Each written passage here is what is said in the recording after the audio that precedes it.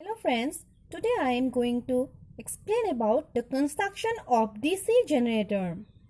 Firstly, what is a DC generator? A DC generator is a machine that converts mechanical energy into an electrical energy. Now I am directly come to explain the construction of DC generator. DC generator have 5 principal components: field system, armature core, armature winding, commutator and brushes. Here you can see a cross-section view of DC machine. This is yoke, pole, field winding, armature, commutator, brushes and armature winding. Let's briefly discuss each of these components. The first one is the field system. The function of the field system is to produce the uniform magnetic field. It consists of a number of salient poles which is bolted to the inside a circular frame which is called yoke. The yoke provides two main works.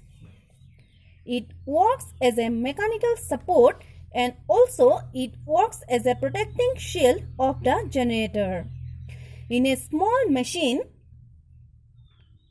it is made up of cast iron, and a large machine, it is made up of either in cast steel or rolled steel. Now,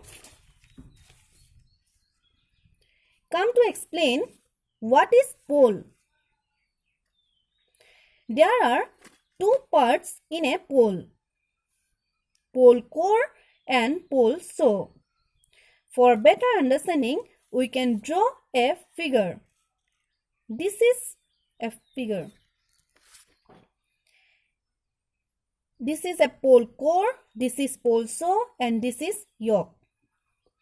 A field winding which is responsible for producing flux wound on a pole core. And the job of pole show is to cover maximum armature conductor to a armature. That's why the show is bigger than the pole core. The pole is made up of cast iron and cast steel for making low reluctance path and better performance. The field winding is made up of copper. Another thing is that if this one is N pole, then the next one is the S pole. Alternatively, this was N pole and S pole. This is due to happen according to Fleming's right-hand rule. Let's go to the another parts, that is armature. Here it is an armature. Armature is somehow made like this. Now, why these slots are required?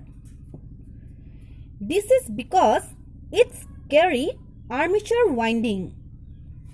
The armature winding is main part of the armature because this winding produces EMF of the machine.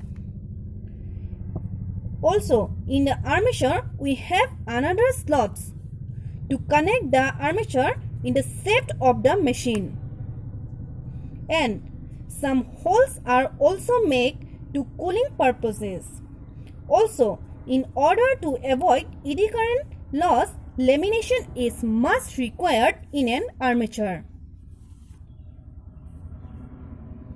Armature is made up of cast steel and the armature winding is made up of copper or aluminum. It's generally copper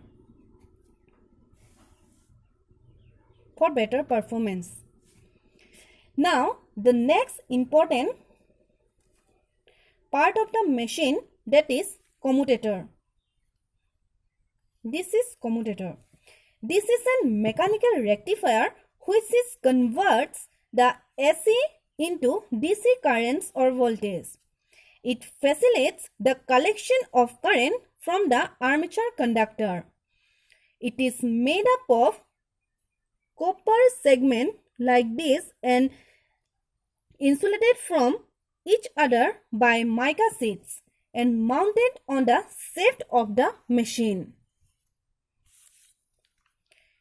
Commutator segment is made up of copper with mica insulation. Then come to the last part of the machine. This is brushes. Brushes collect currents from the commutator, and this is made up of carbon or graphite shape of a rectangular block. As already we know that the commutator is connected to the armature. As we know, armature is rotating, then obviously the commutator is also rotating. This is difficult to collect current from a rotating parts. That's why we need the stationary part, which is brushes.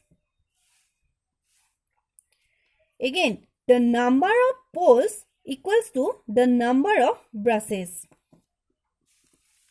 Hope all of you understand this video. If you think this video will help you little bit, then please like, share and subscribe my channel. Thank you.